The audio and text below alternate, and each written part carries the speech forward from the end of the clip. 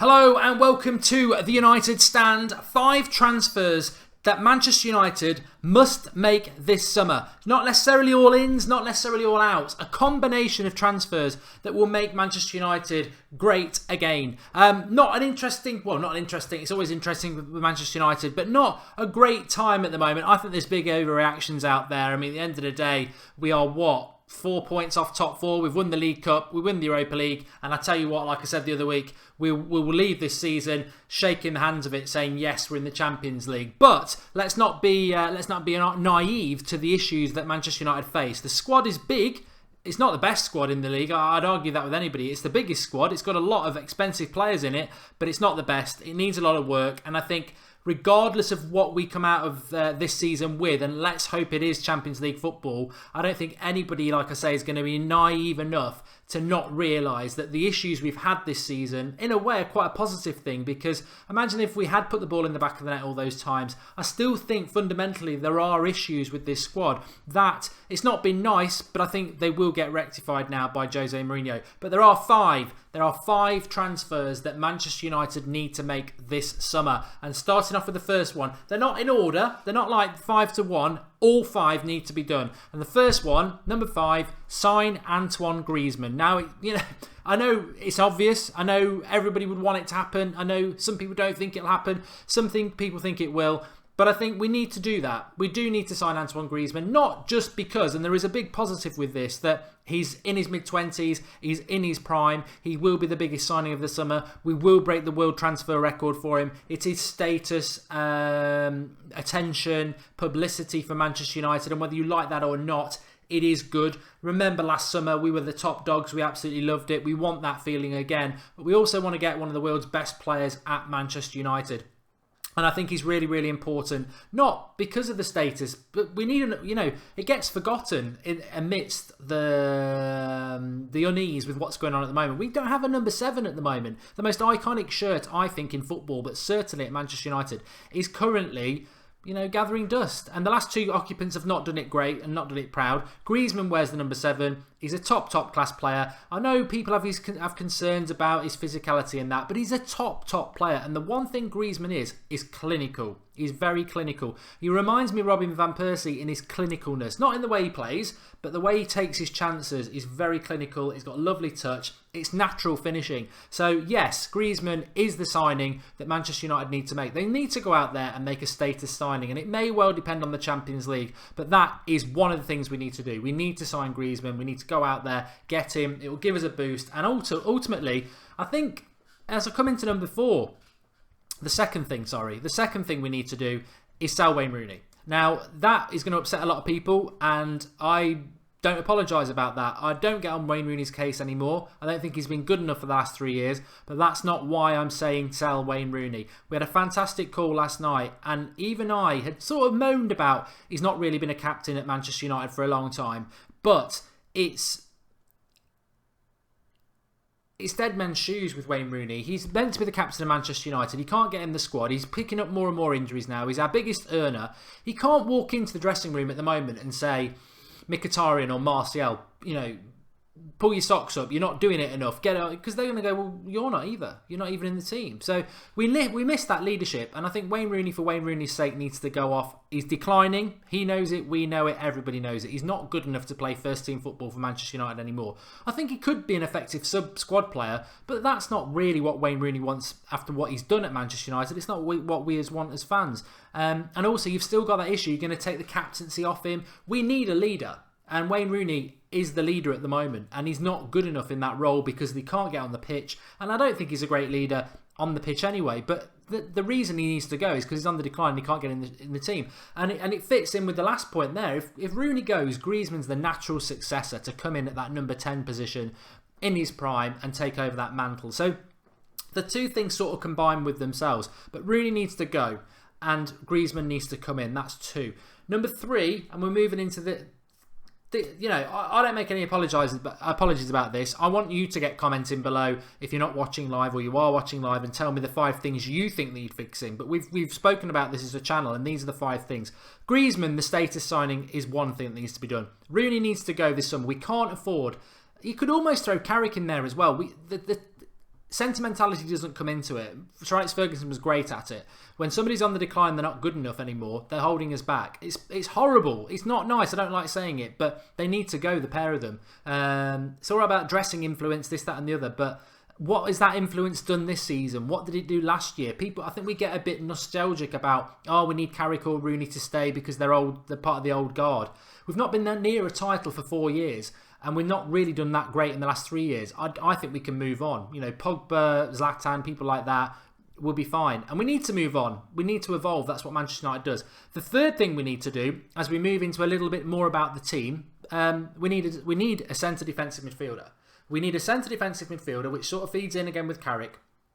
We need a centre defensive midfielder who will give people like Pogba, the Griezmann signing, the Mkhitaryan, hopefully the Martial, even the Zlatan. You know when you play FIFA, if you do play FIFA, and you play single player mode and you're up front and you're only controlling that forward, but your team's crap, so you come running back to centre-back to get the ball and try and run it all the way through. That's what Zlatan's doing at the moment. He's coming into the midfield because he's not getting the ball quick enough. We need a CDM. Kante's easy to say, but we need that sort of energetic player who can get the ball, feed the better players, and just look after the back four. It's the modern way of doing it. Wanyama at Spurs, Kante at Chelsea. And I tell you what, there are a lot of options out there. I like Kessie. I still think Fosu Mensah could do it, but he's probably going to need a loan first. People like Bakayoko, Matuidi. But I tell you what, I'm going to throw a name out there that a few of you have thrown out there. And I like him. I watched him on Tuesday night, and I watched him very, very thoroughly. And Guy at Everton, if that's how you pronounce it. Senegalese, he's 27, so he's not like young. He's actually in his prime years, so he's not like Matuidi a bit old. He's not like everybody else a bit young. He's in his prime years. He's been absolutely fantastic at Everton. And actually, here's an interesting stat for you, if you like your stats, because I think in relation to what we want him to do, this is quite important. In 2016, no other footballer in European football made more interceptions and tackles than Guy did at Everton, and he was at Villa. He signed for Everton last summer on a 4-year contract for £7.1 million.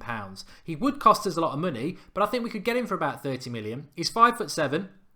You've got the African nations issue, but the interesting thing about him is, and this was relevant up in February, is that the number of tackles per game he was averaging was 3.7.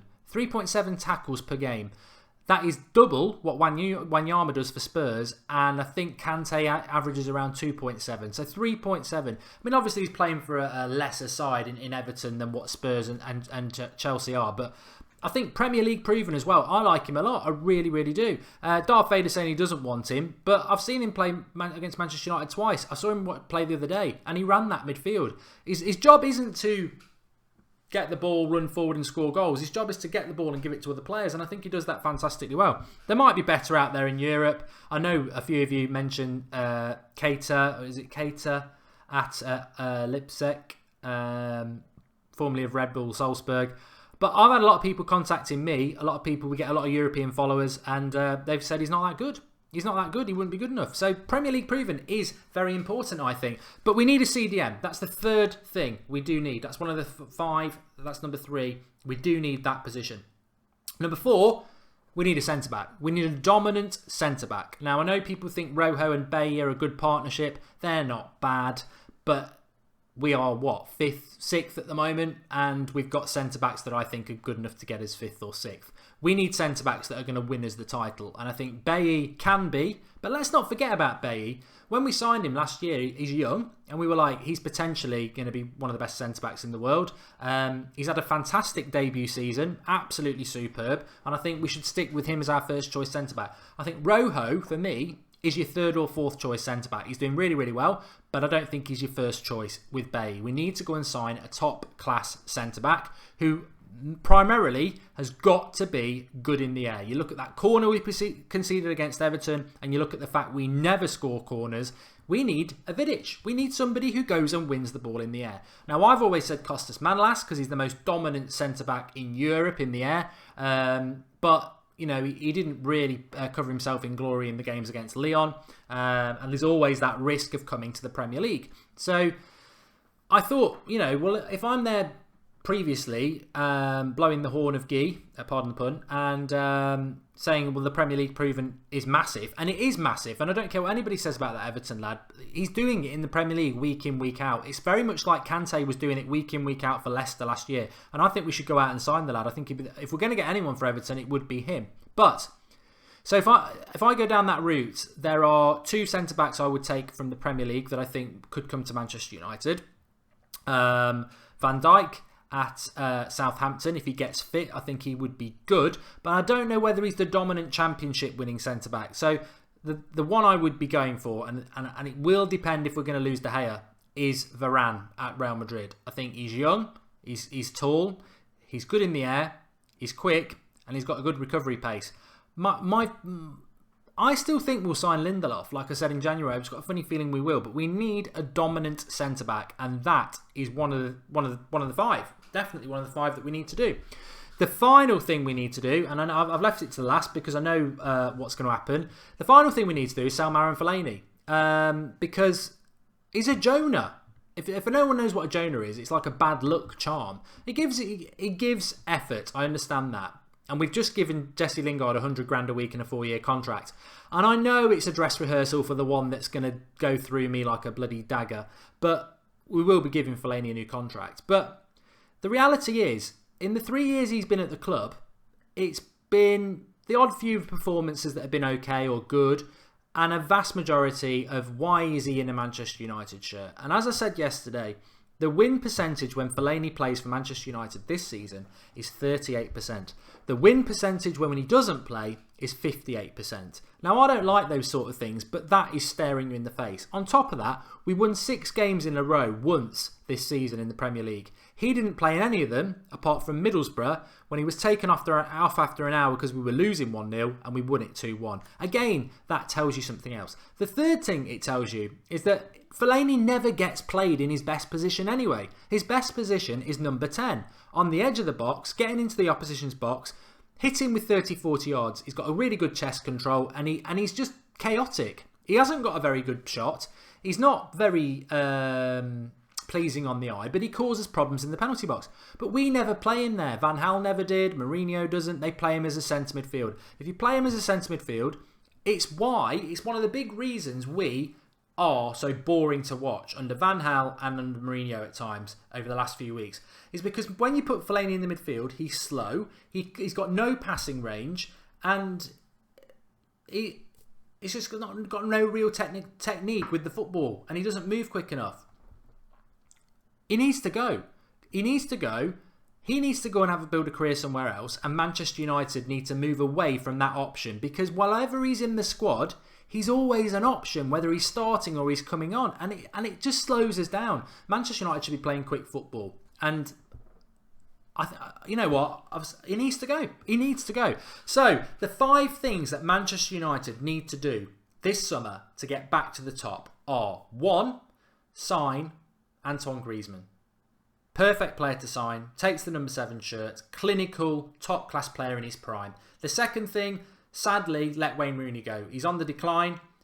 We need a leader. He can't lead from the bench or the reserves, or not the reserves, but from the treatment room, and he's lost his ability.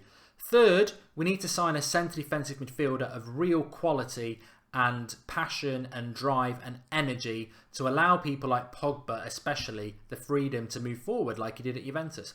4, we need to sign a centre-back who is dominant both in our box and their box. And 5, sell Marouane Fellaini so that he's not an option, he can't be used, he can't slow us down.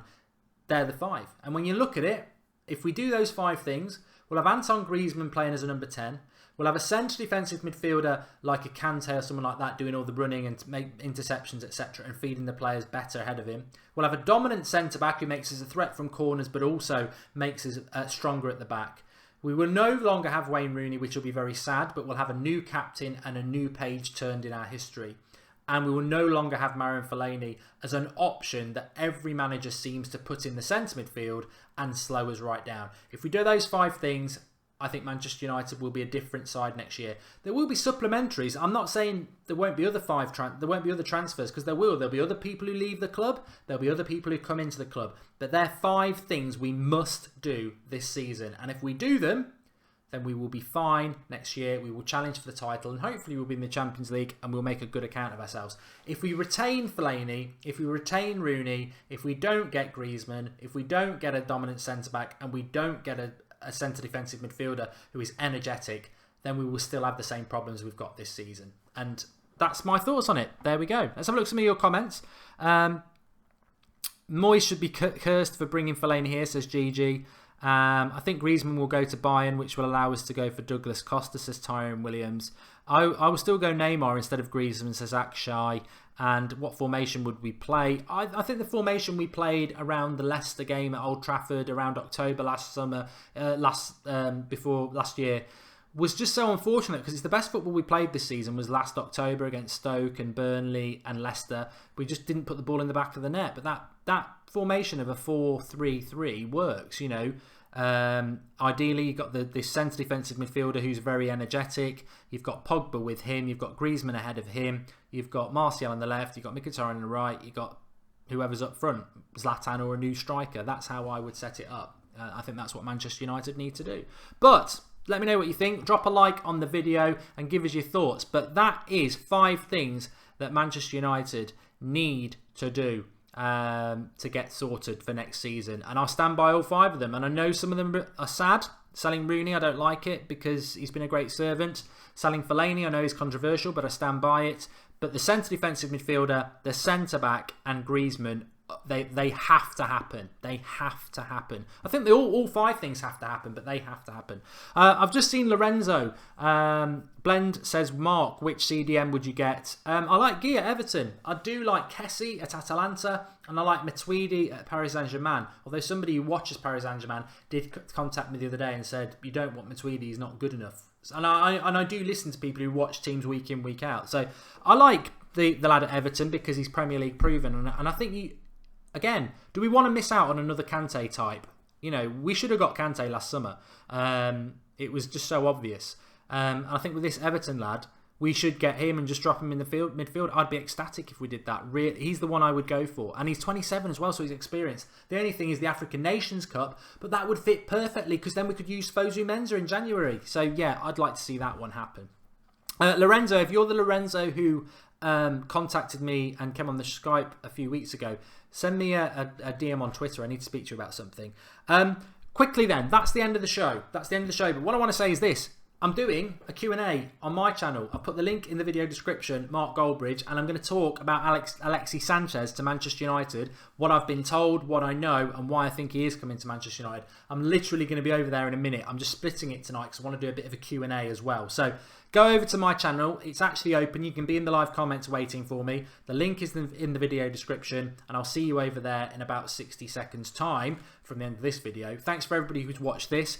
If you aren't watching live, please leave a comment below about what you think about those 5 transfers. If you had 5 transfers in or out, mix it up. What are the 5 things you think Mourinho needs to do, I suppose? Get commenting below and let us know. But we're live again tomorrow night at 8:30. It's Friday, so that'll be the Sunderland preview. And I'll also be doing my tactics preview at some point, probably that Saturday night. But we're live every night at 8:30 on the United Stand. So remember to keep spreading the word and subscribe if you are new. But I'm going over onto the Mark Goldbridge channel. I want your questions, but we're going to open up talking about Alexis Sanchez to Manchester United. Nice little feeder in there. I'll see you over there. The link is in the video description. I'll literally be about 60 seconds. See you in a moment.